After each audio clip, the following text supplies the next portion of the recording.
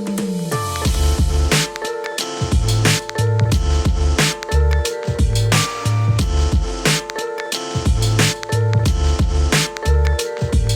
everyone and welcome back to my channel. This is Sharon, and at Sharon Plans, I primarily post videos related to budgeting and planning. So if you're new to my channel, welcome, and if you're a returning subscriber, thanks a lot for coming back to check out another one of my videos. So guys, this is going to be my last savings challenge update for the year of 2020. If you haven't watched any of my previous savings challenge videos, I recommend that you go back and do so you can see my progress. But today I'll be culminating everything that I have saved for this particular year. I did this year the $5 challenge, the 52-week savings challenge, and then I also started in August $100,000 savings challenge, which is a long-term challenge. It will go over several years, but I did embark on that challenge as well. What I want to do is I want to also say thank you to everyone who's been watching my videos, because I have seen that a lot of you have been subscribing and leaving me comments, and I greatly appreciate that. All the information that you can provide and anything that you're doing that can potentially help me out,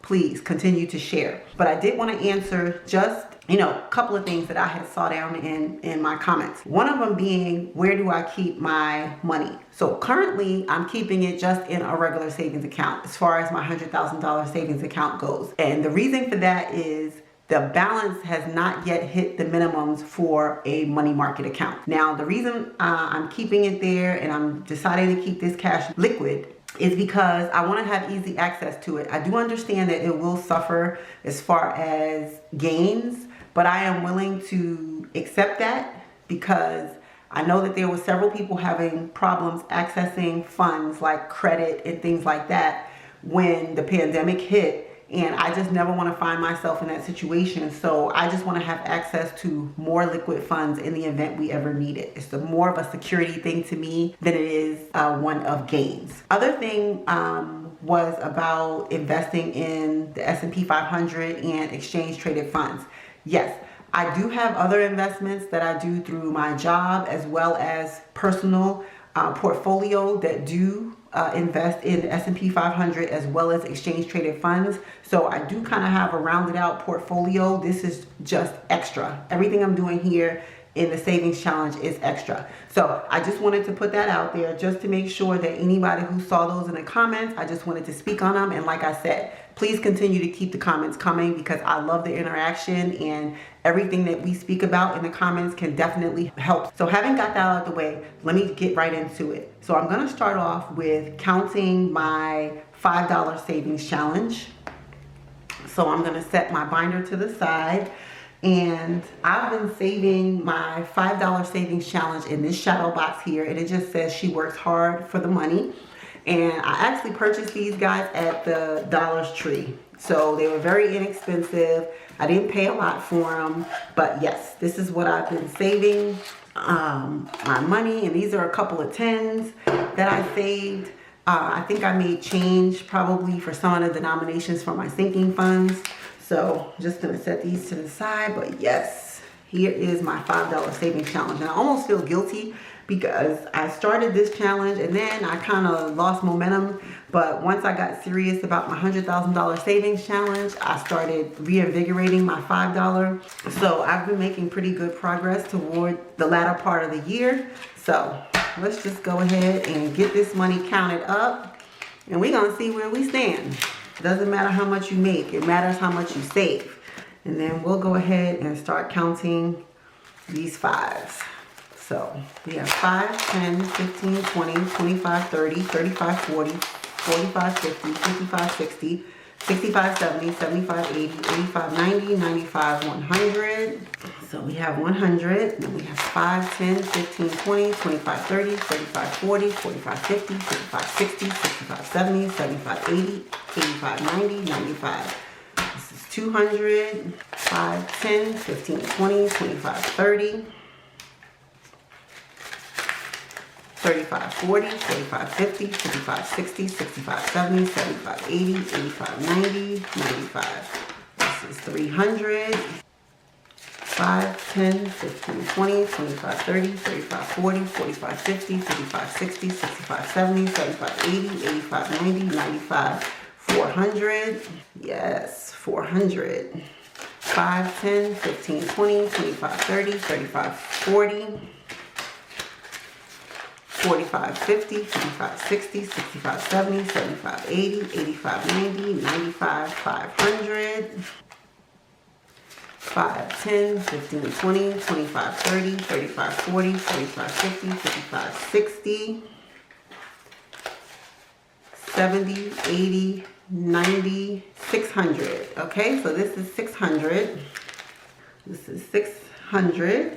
And then I have the money that I was actually able to save for the month of December, which is 5, 10, 15, 20, 25, 30, 35, 40, 45, 50, 55, 60, 65, 70. For the year of 2020, for my $5 challenge, I saved $670. So $670 is what we have for the $5 challenge. And then for my 52-week savings challenge, I saved that in this shadow box, which says, money can't buy happiness, but it can buy beautiful shoes, which is fitting. So let's just count this out really quick. And I actually added the remainder of my 52-week challenge funds at the end of November. So I have 1, 2, 3, 4, 5, 6, and I have 7, 8, 9, 10, 11, 12, 13, 50, 70, 1, 2, 3, 4, 5, 6, 7, 8. So I have $13.78 for my 52-week savings challenge. Okay. And then I also have my $100,000 savings challenge, which I actually don't save in cash. That is actually in an account. And so what I'm going to do is I'm just going to get my planner and I'm going to set everything up so that we can start checking in for all of my challenges. Okay, so here's my savings goal challenge tracker that I had for all 3 of my challenges. So I'm just going to add 12, 31, 20 because that's where we're ending off. And so for my $100,000 savings challenge, I did deposit $770 into the account for the month of December. For my $5 challenge, I actually had $70 for this month. For my 52-week savings challenge, I added everything in at the end of November, so I don't have anything saved for that for this particular month. So just to add up the grand totals for each of my 3 savings challenges, for my $100,000 savings challenge, I was able to save $5,136. And I'll pop you a screenshot up in the corner here just so that you can see my bank account where I have that total. So that's $51.36 for my $100,000 savings challenge. And then for my $5 savings challenge, I was able to save a total of $670. And then last but not least, for my 52-week savings challenge, I was able to save $1,378. So all in all, let me give you guys the grand total. So the grand total for 2020 is $51.36, $670, and then $13.78. So I saved a total of $7,184. Okay, and that would be the same here. So not bad for, you know, saving. And like I said, had I been more diligent about this $5 savings challenge, I'm sure I could have amassed more. But I'm just going to go ahead and I'm going to flip to the next page to my savings challenge actual tracker. And I'm going to highlight it in for my $100,000 savings challenge.